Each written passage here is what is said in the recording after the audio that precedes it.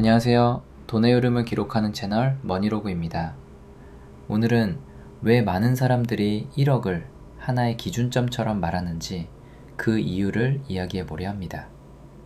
결과가 아니라 머릿속에서 일어나는 변화에 대해 차분하게 설명해 보겠습니다. 우리는 이런 말을 자주 듣습니다. 1억을 모으면 인생이 달라진다. 그런데 이 말, 막상 생각해 보면 조금 애매합니다. 어떤 인생이 어떻게 달라진다는 걸까요? 그래서 실제로 1억을 넘긴 사람들에게 물어보면 의외로 비슷한 대답이 돌아옵니다.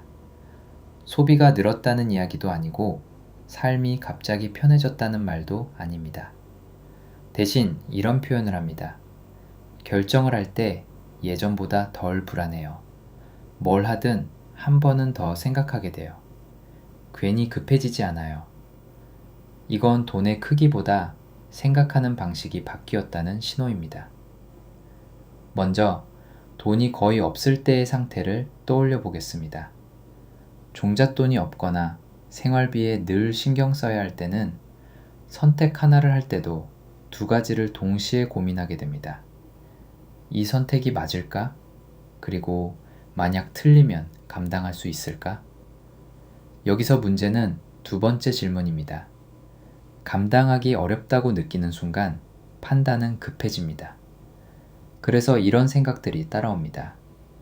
지금 아니면 기회가 없을 것 같고, 남들은 다 하는데 나만 가만히 있는 것 같고, 괜히 뒤처지는 느낌이 들고 불안해집니다.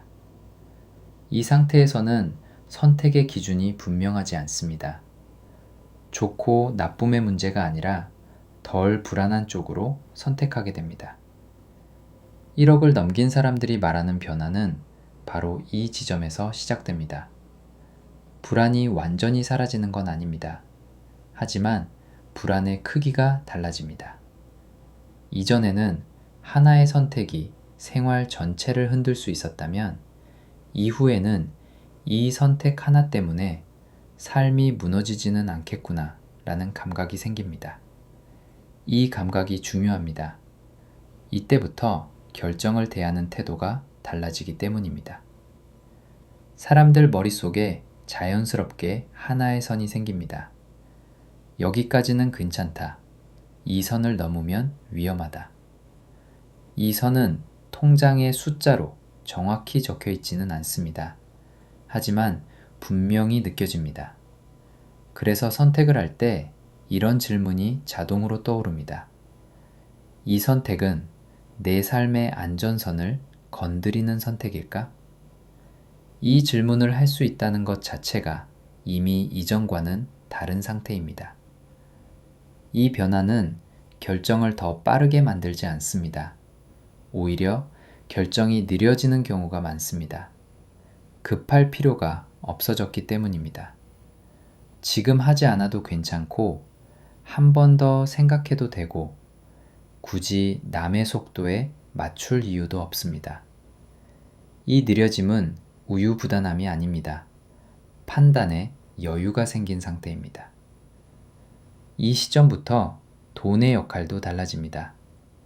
이전에는 돈이 없으면 불안한 대상이었다면 이후에는 돈이 판단을 지켜주는 장치가 됩니다.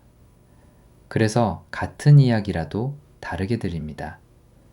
누군가의 성공담은 자극이 아니라 참고 자료가 되고 고수익 제안은 설렘보다 계산이 먼저 떠오르고 위험한 선택은 기회보다 조건부터 보게 됩니다.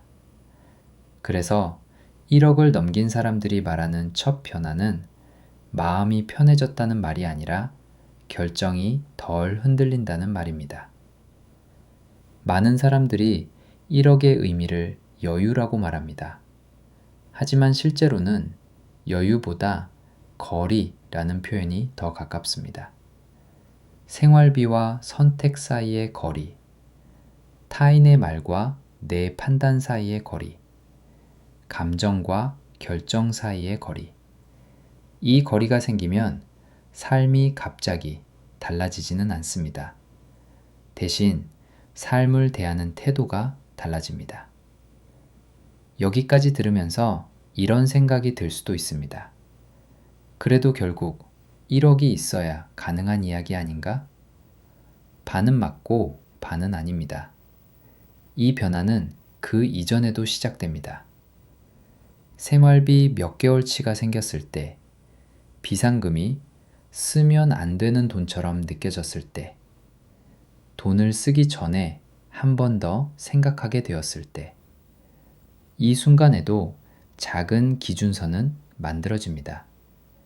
중요한 건 금액이 아니라 내 판단을 지켜주는 장치가 생겼는가입니다.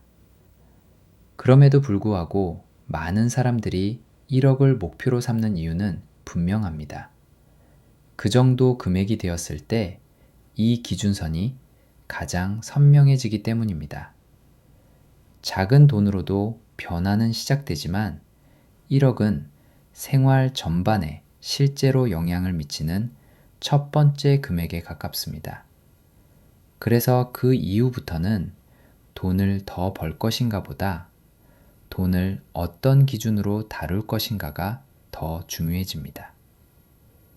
오늘 이야기 한 문장으로 정리하면 이렇습니다.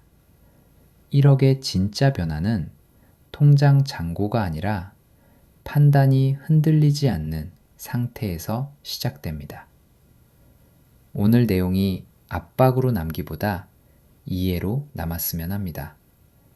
앞으로도 이런 기준과 흐름을 차분하게 함께 이야기해 보겠습니다. 도움이 되셨다면 구독과 좋아요로 함께 해주세요.